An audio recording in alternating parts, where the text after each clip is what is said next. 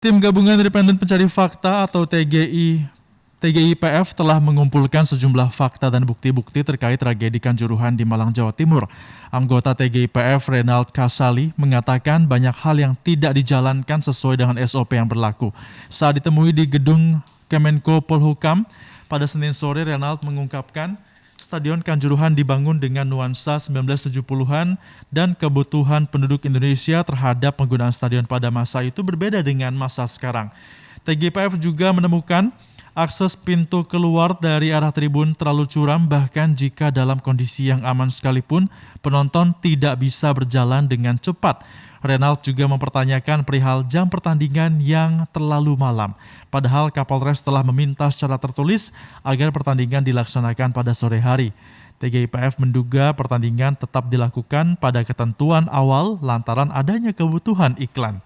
Untuk membahasnya, kita sudah terhubung dengan anggota TGIPF, Prof. Renald Kasali, dan juga di studio saat ini sudah ada anggota Dewan Redaksi dari Media Group, Mas Abdul Qohar. Selamat pagi, Mas Abdul Qohar, dan juga melalui telepon ada Pak Renald. Selamat pagi. Selamat pagi. Baik, semuanya sehat-sehat ya semuanya ya. Alhamdulillah. Kita akan ke Prof dulu. Ini Prof, temuan dan juga fakta apa yang terjadi pada peristiwa Kanjuruhan 1 Oktober kemarin? Prof Renald.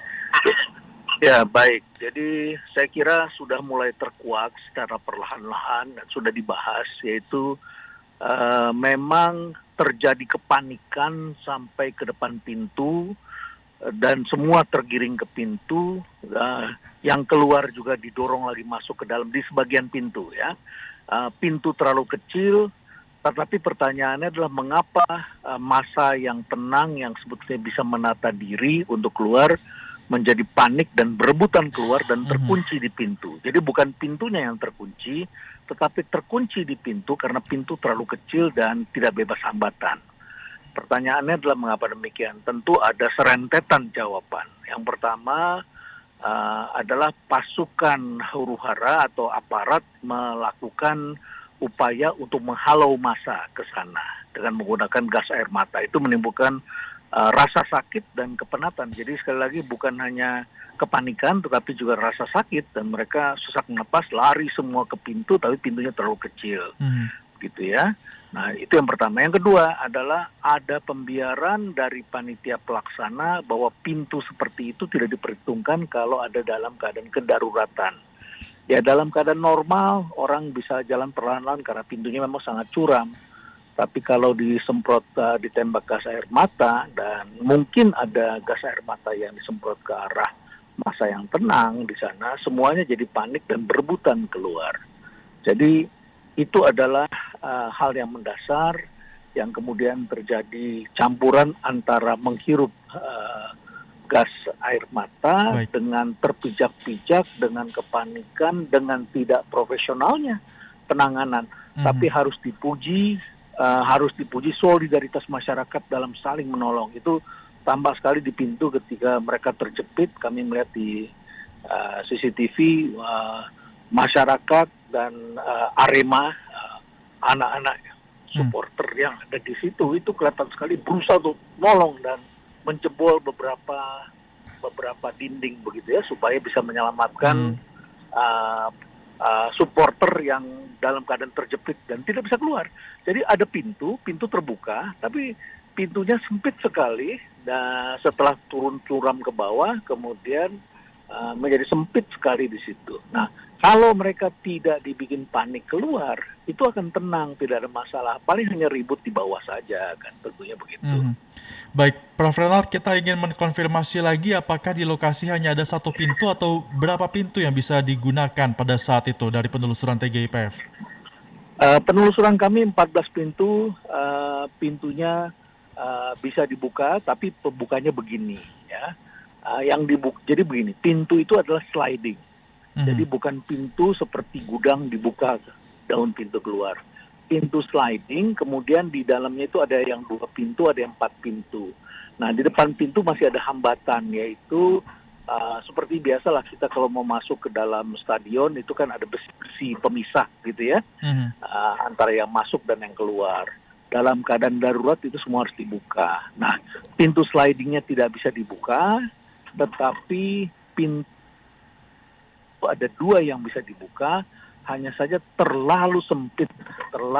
Jadi arus yang pertama ketika masih sedikit mereka bisa keluar, tetapi arus berikutnya itu sudah ada yang kepalanya sudah di luar, badannya masih terjepit di belakang. Itu banyak sekali dan tidak bergerak.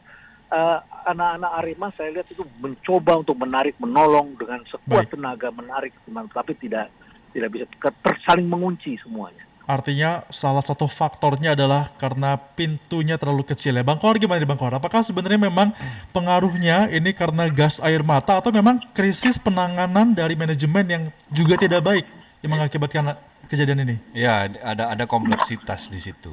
Tetapi begini, sebetulnya kan ini sesuatu yang bukan sama sekali unpredictable. Segala sesuatu yang bisa diprediksikan sebetulnya. Kenapa? Karena ini kan pertemuan kategori pertandingan high risk gitu, high risk match gitu kan. Pertandingan dengan risiko tinggi. Kenapa? Karena bertemu 2 klub dengan supporter terbesar di Jawa Timur. Yaitu Persebaya versus Arema yang dalam kurun 2 dekade lebih mereka itu rivalitasnya itu cenderung tidak sehat gitu. Bisa dilihat dari nyanyian-nyanyian yang saling melecehkan, nyanyian-nyanyian yang kemudian awalnya dibumbui dengan kata-kata kasar dan seterusnya. Nah, dengan tensi yang seperti itu, meskipun waktu itu sudah dilarang bahwa supporter Persebaya tidak boleh masuk kan, tetapi ada potensi-potensi untuk terjadinya gesekan antara supporter tuan rumah dengan pemain atau dengan pemain Persebaya, katakanlah seperti itu. Nah, dengan potensi yang bisa diprediksikan semacam ini, mestinya harusnya ada beberapa langkah-langkah dong, step-step. Nah, kita tidak melihat, masyarakat tidak melihat bahwa step-step itu dilakukan secara benar. Sudah ada upaya untuk menggeser, memajukan pertandingan karena katanya ada informasi dari intelijen akan ada potensi kerusuhan. Makanya diusulkan oleh Polres agar pertandingan dimajukan dari yang tadinya dijadwalkan pukul 20 menjadi 15.30. Tetapi usulan itu diabaikan karena ya sesuai dengan keterangan Sekjen PSSI kan katanya pertandingan itu tidak akan berpotensi rusuh karena tidak ada supporter bonek. Tidak ada bonek mania, tidak ada bonita mania. Jadi artinya tidak ada supporter Persebaya. Jadi kira-kira gitu loh dalam otaknya ya digaransi bakal aman lah gitu. Tetapi kan ternyata tidak dikira bahwa setelah peluit panjang dibunyikan, tensi itu menjadi semakin naik. Bukan hanya di dalam lapangan, ternyata di luar lapangan juga seperti itu. Nah, ini bisa kita konfirmasi ke Prof. Renal Kasali. Apakah semata-mata karena faktor pintu yang sempit dan kemudian tangga yang curam, lalu kemudian di luar tidak ada apa-apa? Karena banyak sekali informasi yang beredar bahwa di luar itu juga terjadi kerusuhan, supporter menyerang polisi, kemudian supporter menghalang-halangi laju kendaraannya pemain Persebaya yang dikejar-kejar. Jadi ada 2 peristiwa di dalam dan di luar. Sementara di dalam semakin chaos, di luar juga sudah terjadi chaos. Nah, ini bisa dikonfirmasi ke Prof. Renal tentang kebenaran soal ini. Tetapi complicated ini, persoalannya memang complicated. Nah, TGIPF tentu saja bekerja dengan waktu yang terbatas, dengan waktu yang sangat singkat, dituntut untuk cepat, tetapi paling tidak ada poin-poin yang sudah kita dapatkan dari temuan ini. Kelihatan betul bahwa memang dipicu karena awalnya ada supporter yang turun ke lapangan yang sebetulnya menurut regulasi sepak bola profesional ini tidak dibenarkan, tetapi kemudian aparatnya itu terlalu eksesif. Jadi ada aksi, ada reaksi gitu loh. Aparatnya terlalu eksesif, sementara panitia pelaksananya juga tidak siap dengan kejadian-kejadian yang seperti itu. Hmm. Nah, situasi panas karena Arema kalah, perpanjangan waktunya sudah 7 menit karena saya sering menyaksikan Liga 1 ya. Hampir selalu menyaksikan apalagi kalau partai-partai big match gitu ya.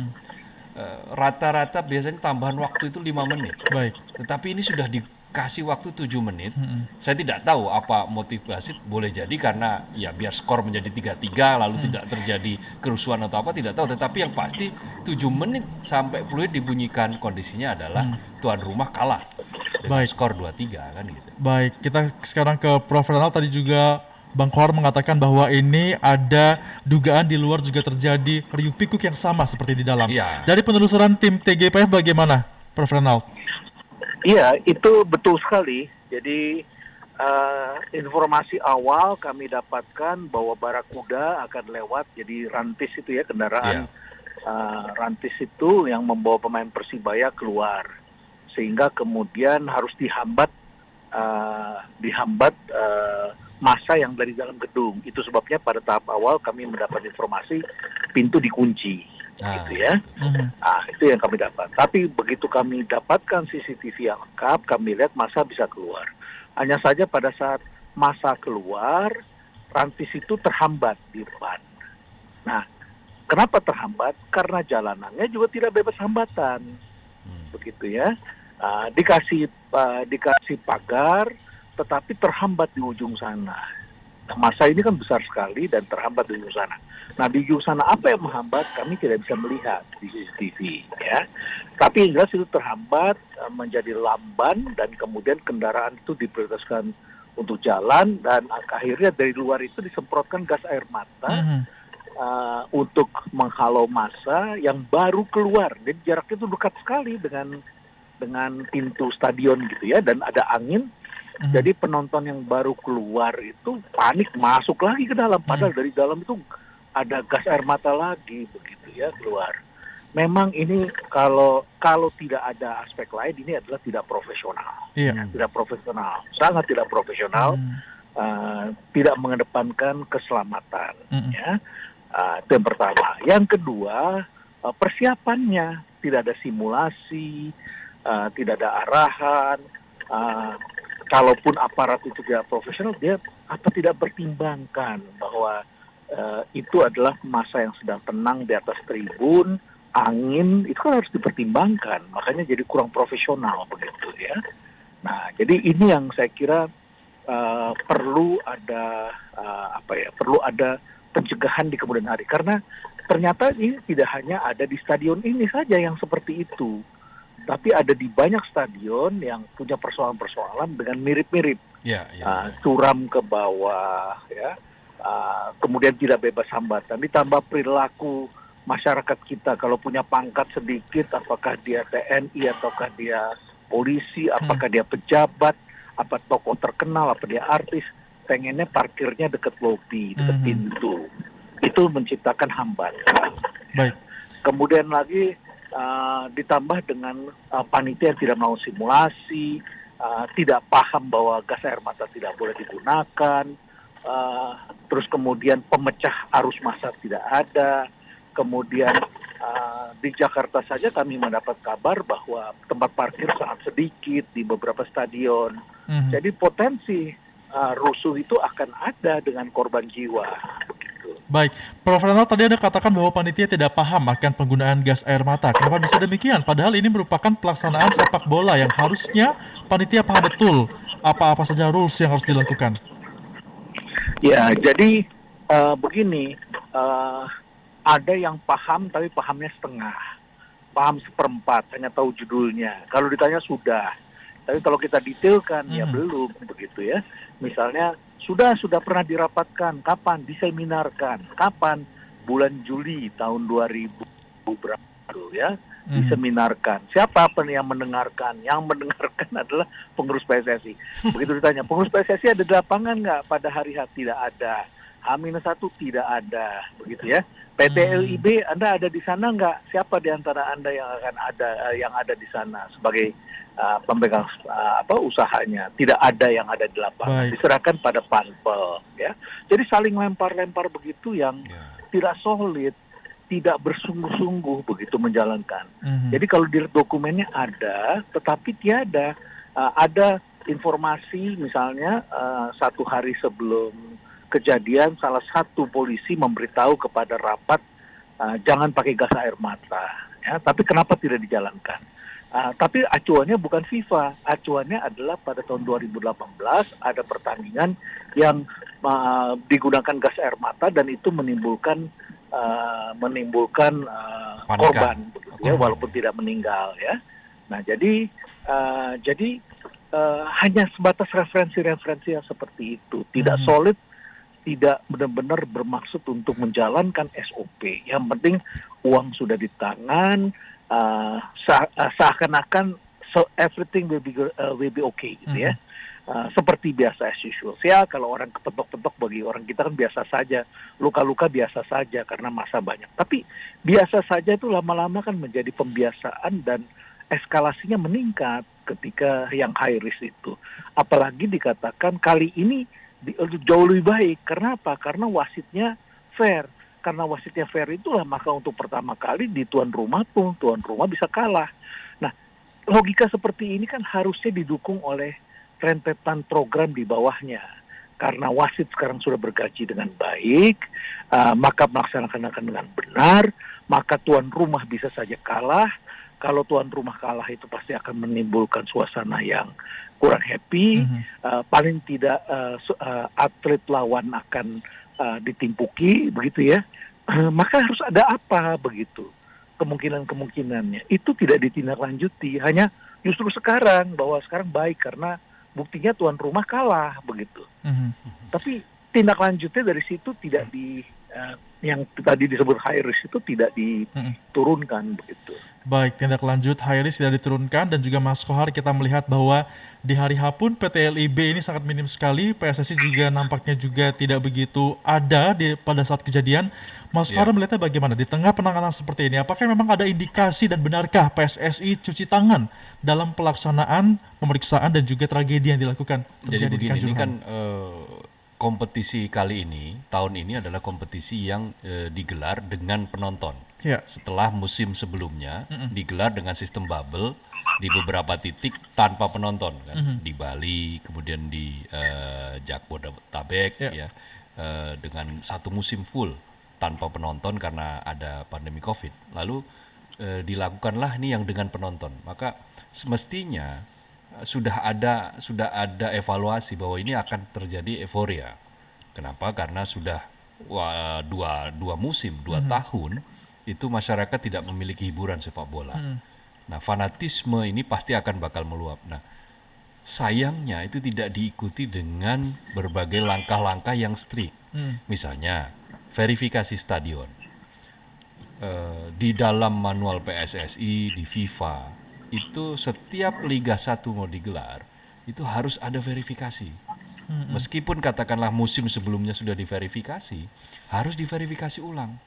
Tetapi ini tidak. Ada yang dilakukan verifikasi tapi tidak semuanya. Persija misalnya. Persija itu ketika mengajukan JIS sebagai salah satu tempat untuk menggelar pertandingan ketika pertandingan itu berpotensi menghadirkan penonton dalam jumlah besar. Super big match. Misalnya ketika Persija menjadi tuan rumah untuk Persib Bandung, Persebaya Surabaya, dan Arema. Nah, itu akan digelar di JIS. Lalu kemudian PSSI mengatakan JIS tidak sesuai standar, gitu. Nah, maka Persija tetap menggunakan Patriot Candrabaga yang di Bekasi, yang meskipun sebetulnya juga di situ masih banyak masalah. Patriot Candrabaga, masalah parkir, posisi ya masih banyak lah secara infrastruktur yang tentu saja tidak sebagus di JIS misalnya. Tetapi kenapa Kanjuruhan lolos hanya setelah dicat?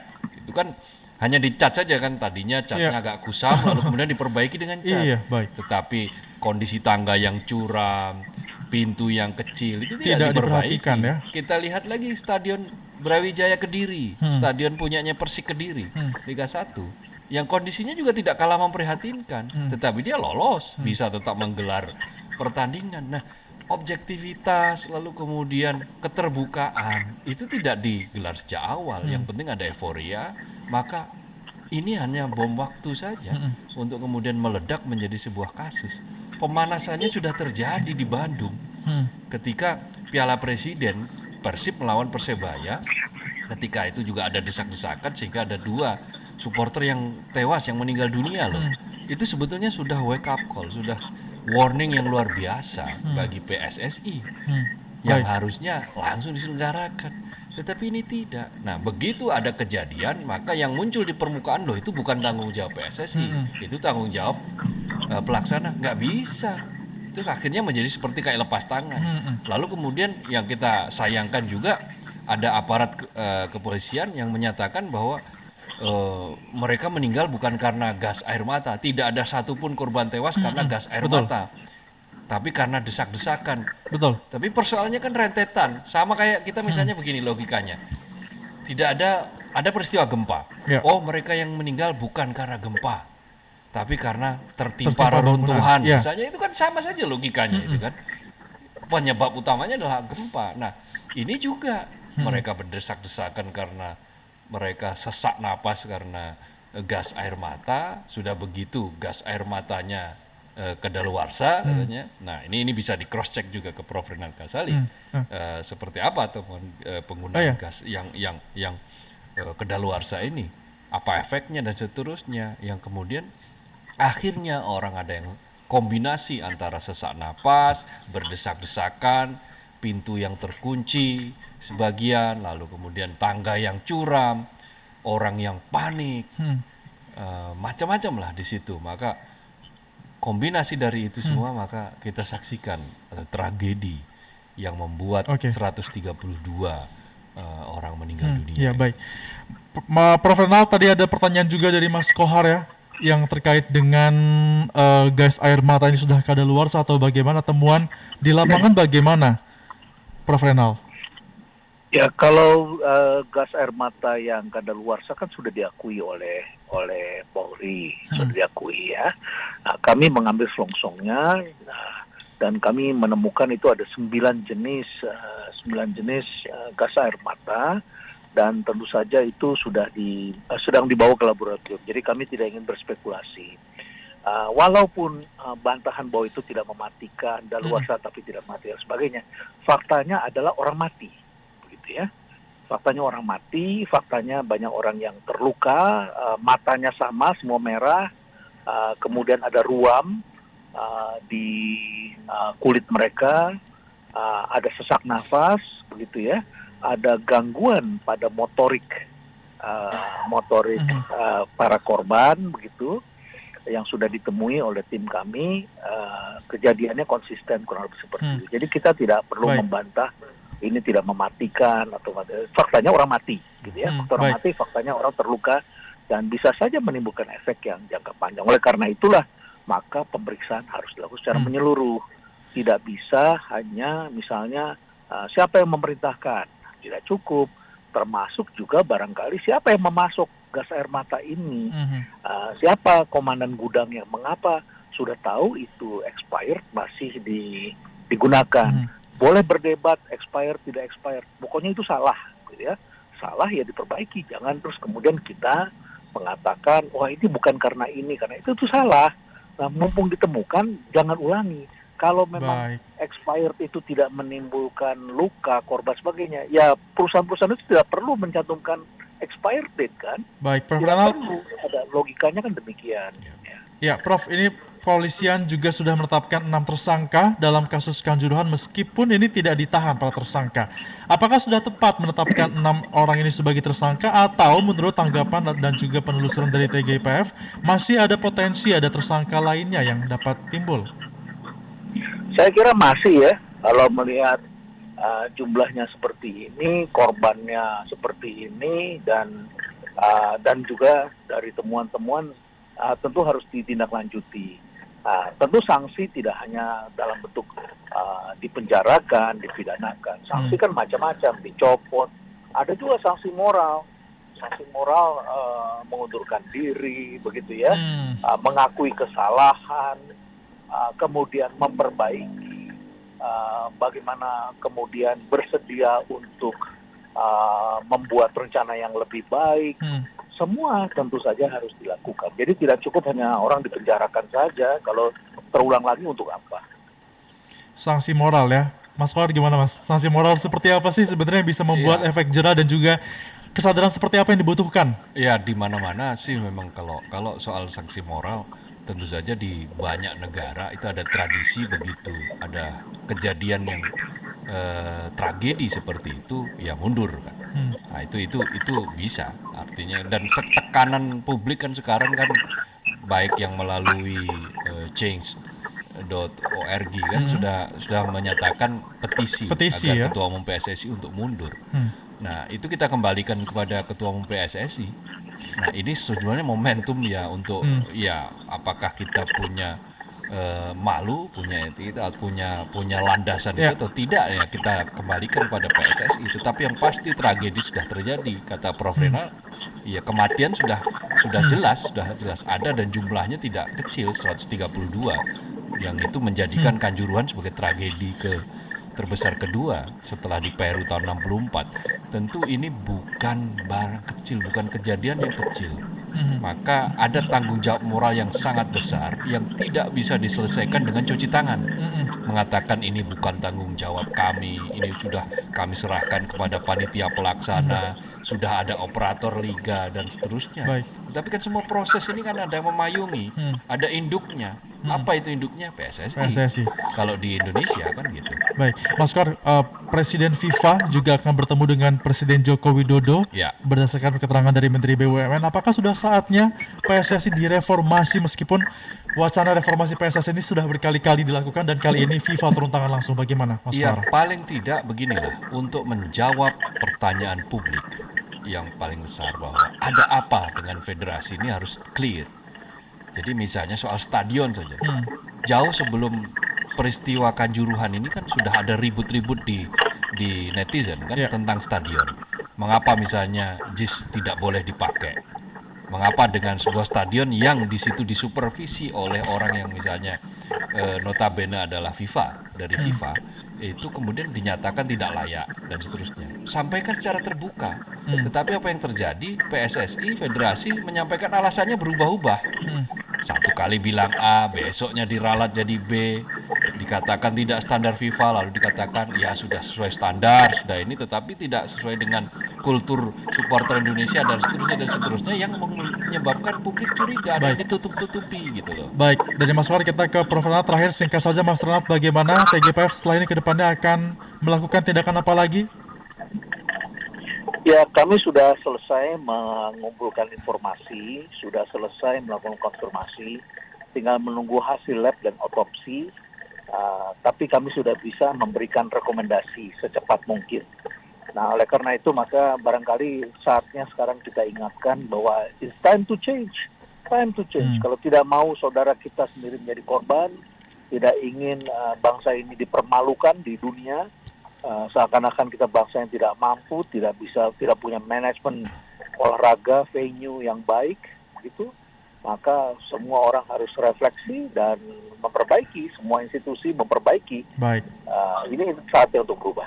Saat untuk berubah, it's time to change, dan FIFA juga akan turun langsung. Kita harapkan tentunya sepak bola Indonesia dapat berbenah setelah kejadian ini memukul kita semua. Terima kasih Prof. Renald Kasali, anggota TGIPF dan juga anggota Redaksi Media Group. Terima kasih Bung Abdul Kohar sudah bergabung bersama kami pada pagi hari ini di MC Radio Network.